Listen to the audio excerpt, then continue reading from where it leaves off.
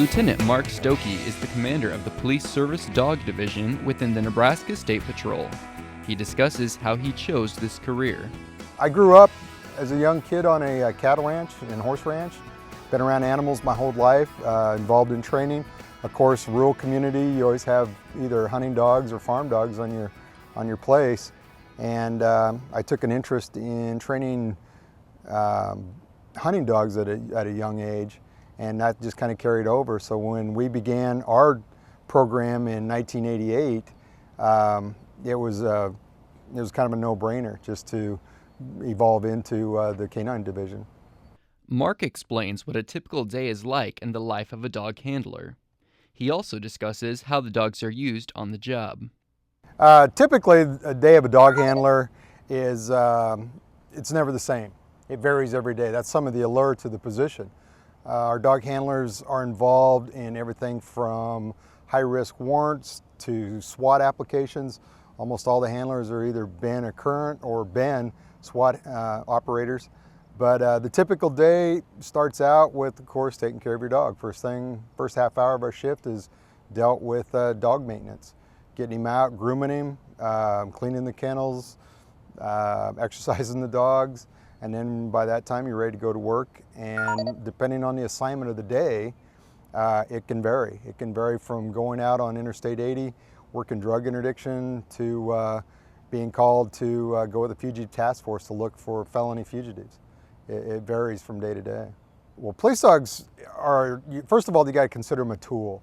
They're a tool not only for the handler himself to use, but also for the other officers within our agency to use. So as far as an impact to the community, our dogs, we have one explosive detection dog, so that's a safety issue for the community, where we do bomb sweeps at big events, Nebraska football games, things of that sort. And then the other dogs that we have are all dual purpose dogs, which means they're narcotic detection dogs. They look for drugs, plus they're patrol dogs.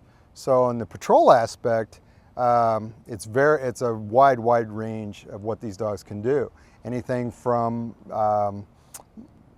apprehending criminals to crowd control to actually tracking. We track a lot. We get a lot of calls of service for tracking lost children, elderly people that wander away from retirement homes, things of that sort.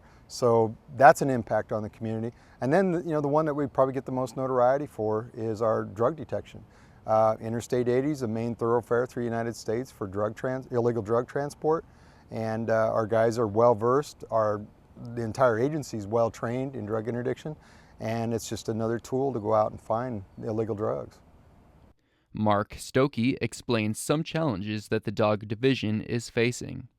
Right now it's the same challenges that probably every business or every agency sees, and it's economics and manpower. These dogs aren't cheap, right? Unfortunately, the American dollar is not very strong in the European nations, and that's where we buy our dogs, is from Europe. So, dogs have gotten very expensive. I think right now for a green dog, it's anywhere from $6,500 to $8,000. And then we do the training ourselves. So economics is huge. Second of all, manpower.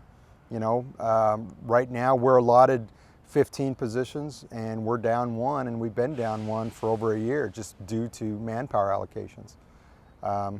It's just, the sign of the times with budget.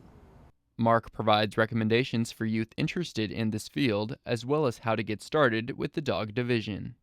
Just get exposed. Our agency welcomes ride-alongs. Don't come in to the, don't get caught up in the stigma that, it's something cool to do, or it looks cool, it looks like you'd be a special enforcement team or something like that. There's a lot of work involved. And unfortunately, a lot of people don't realize how much work goes into working with a dog day in, day out.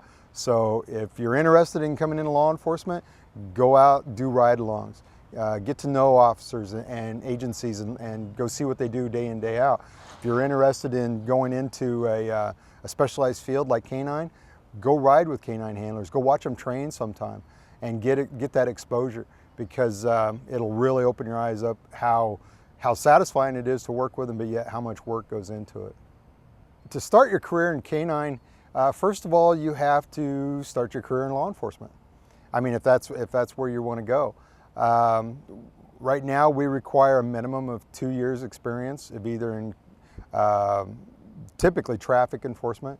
So when you apply and you get hired on with the agency, you're going to be on probation for at least 6 months to a year.